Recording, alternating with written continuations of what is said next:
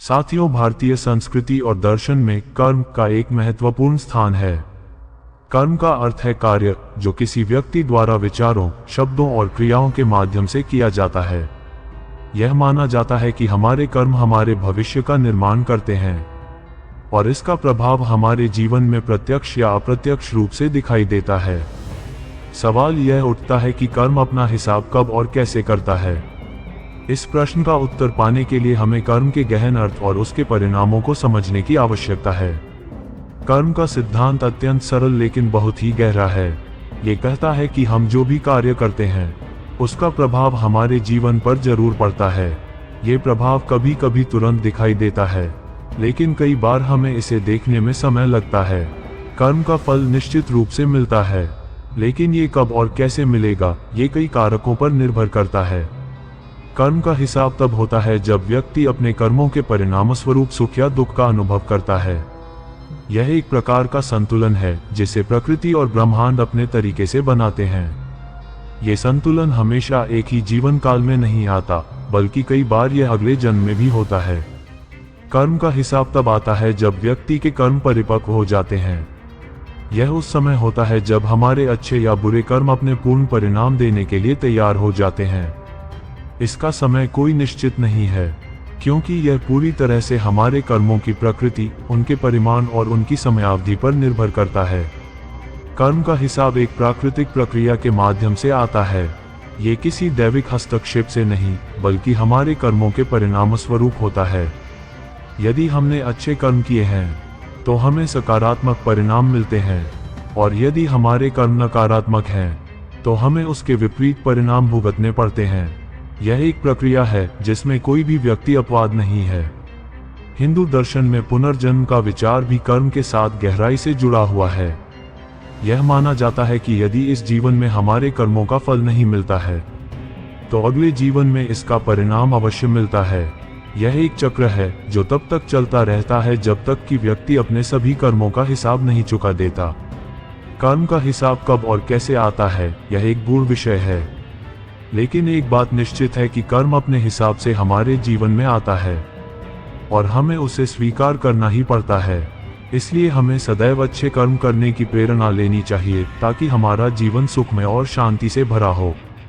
कर्म का ये सिद्धांत हमें ये सिखाता है कि हमारे कार्यों का प्रभाव सिर्फ हमारे वर्तमान जीवन पर ही नहीं, बल्कि हमारे भविष्य पर भी पड़ता है।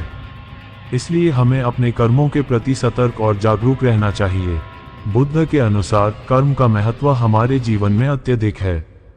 हमारे द्वारा किए गए हर कार्य का एक परिणाम होता है और ये परिणाम समय के साथ हमारे सामने आता है।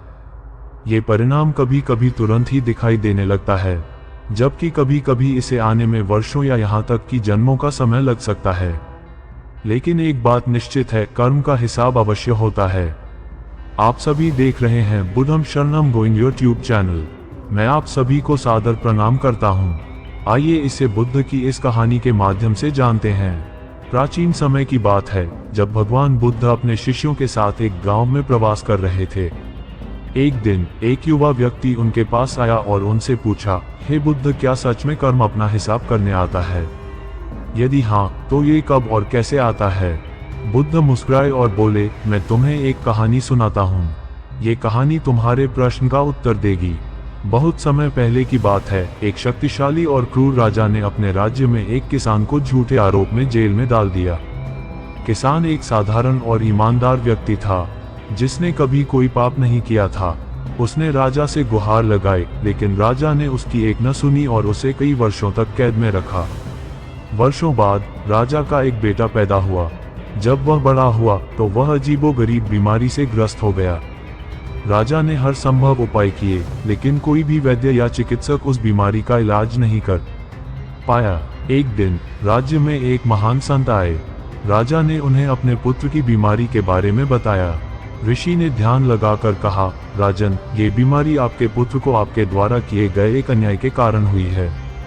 आपने एक निर्दोष किसान को कैद में डाला था, अब उसके कर्मों का फल आपको मिल रहा है। राजा को अपनी गलती का एहसास हुआ। उसने तुरंत किसान को रिहा किया और उससे माफी मांगी। किसान ने राजा को माफ कर दिया और कुछ समय बाद राजा के पुत्र की बीमारी भी ठीक हो गई। कहानी सुनाने के बाद बुद्ध ने उस युवा से कहा, देखो, कर्म का हिसाब अवश्य होता है। ये कब और कैसे आएगा, यह इस बात पर निर्भर करता है कि हमने क्या कर्म किया है। कभी कभी इसका परिणाम तुरंत मिलता है, जैसे कि अगर तुम किसी को चोट पहुंचाओ तो वह तुरंत ही दुखी हो जाएगा, लेकिन कभी कभी इसका परिणाम आने में समय लगता है। परंतु याद रखना, कोई भी कर्म बिना फल के नहीं रहता।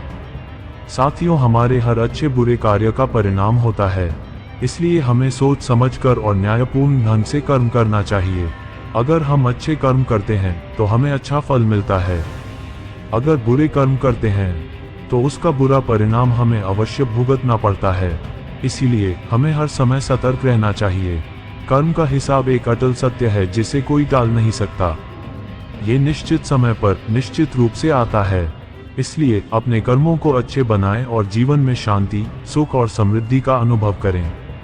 आखिरकार कर्म ही हमारा वास्तविक भाग्य है और अपने कर्मों को सदा सुकर्म बनाने का प्रयास करना चाहिए, क्योंकि कर्म अपना हिसाब करने कब और कैसे आता है, ये हमारे ही कर्मों पर निर्भर करता है। वीडियो अच्छी लगी हो तो चैनल को सब्सक्राइब अवश्य करें।